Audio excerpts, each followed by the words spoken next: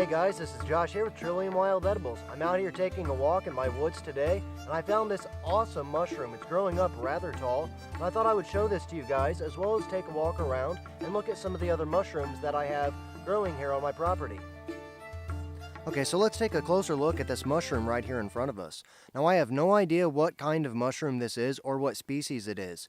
I do know that it is a very beautiful mushroom, and it does have these scales, or what appears to be scales, on the very top of the cap in the center, and this very shaggy sort of bottom. Here we can see those scales and that fringed appearance at the very bottom.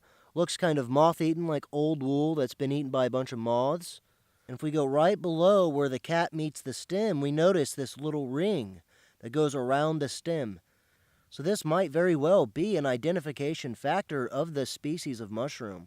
If any of you guys have any idea what kind of mushroom this might be, let me know in the comments down below. Really cool mushroom, quite tall as well. I'd say that this little mushroom is growing up approximately about 6 or 7 inches in height, so it's fairly good size. This right here is buck droppings. This is the droppings from the white-tailed deer. And there's actually another pile right over here on the other side of this log. This is really crazy. I've never seen buck droppings on a log like this. I know it happens all the time. I've just never ran across it before until now.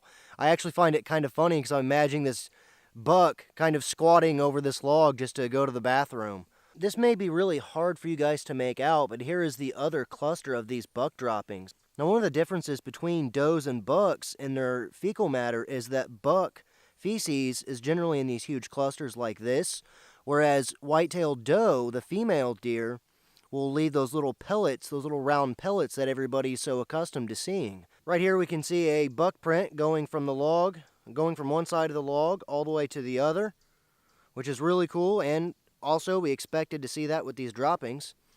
But I thought I would share this with you guys since I saw it. It also makes for really good advice to watch where you put your feet whenever you're walking in the woods.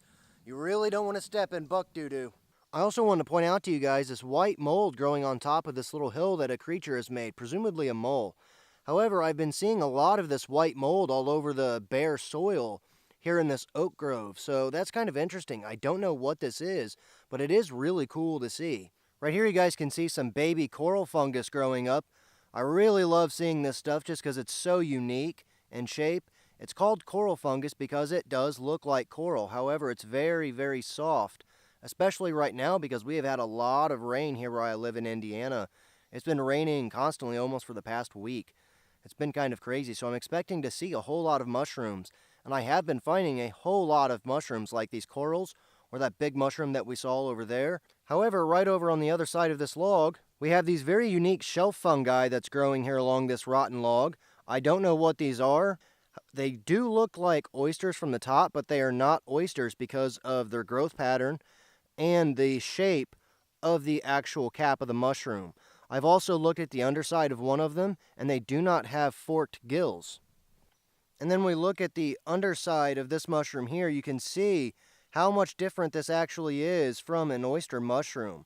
And I'll put the underside of an oyster mushroom right in the bottom right-hand corner so that way you guys can do a little comparison in the video. So from the top, these can look like an oyster mushroom, but they're not. I don't know what these mushrooms are, but they are very cool and very unique. But right there you guys can see more of those baby coral fungi growing along this log. There's the one that I showed earlier, and you can see all these other little guys starting to come up. Right here is an extremely interesting shelf polypore mushroom with this dark brown and these white striations along the outside edge of the cap growing along this log. This is really cool. There are a whole lot of these guys. Here, I'll step back so you guys can see. There you guys can see them going down right there, all the way down there. Look at all of these mushrooms. These are absolutely beautiful. This is a perfect time of year to be out looking for various kinds of mushrooms because of the moisture and the cool temperatures. Mushrooms really thrive in this kind of climate, especially the kind of climate that we've had recently. But this is a whole lot of polypore, and they're all extremely soft because of all the moisture.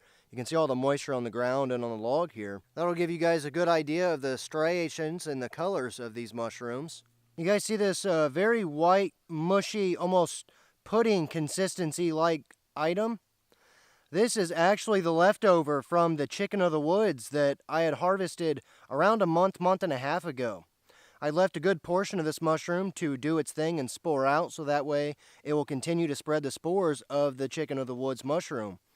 And now, after it sitting here and disintegrating fully, you can see this very mushy, pudding-like consistency. It's almost like a really heavy soured cream or a dough of some kind. This is really cool. If we take a stick and poke it, we can look at the inside of it.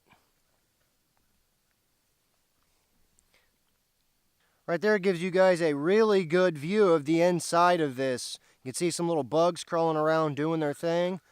But doesn't that look absolutely disgusting? You gotta admit though, it's kind of cool too. You never know what kind of cool things you're gonna find out in the middle of the woods. I almost stepped on this little bitty red-capped mushroom. And then not too far away we have a yellow mushroom of some kind. It has the same kind of rings that those orange mushrooms we saw earlier have. So this might be related, or it might be the exact same species. It's just a different color in the earlier stages. I'm not quite sure which, but this is cool nonetheless. This just goes to show how careful you really have to be whenever you're walking in the woods and looking for mushrooms, because you never know where you're going to find one, and oftentimes you're more than likely to step on quite a few as you're walking. Right here you guys can see this white species of mushroom. It looks, honestly to me, a lot like a puffball. However, it has this what looks to be a stem-like structure growing in the center. There's a couple ways that we could tell if this is an actual puffball species. And this soil is so soft, it's just going to come right up. So I'm going to pick this up just like that. And then now if we want to see if this is a species of puffball, we just simply would want to cut the mushroom in half. And then once we've cut the mushroom in half, we just simply look inside for any stem developing. Now this one is very, very soggy and very squishy. Whenever I was cutting it, actual water was squeezing out of it. This is, however, a species of puffball. I don't know which kind because there are a lot of varieties of puffball. However, I can tell because there is no internal stem structure. Sadly, this puffball is past its edibility stage, and we can also tell that by this yellow coloration on the inside. If it was bright white and nice on the inside, then it would presumably be good to eat as long as we knew 100% which species this actually was. So that concludes our little mushroom walk for the day. I hope you guys enjoyed it. We saw a lot of mushrooms today, a lot of really cool mushrooms. I thank all of you guys for watching, and I'll see you in the next video.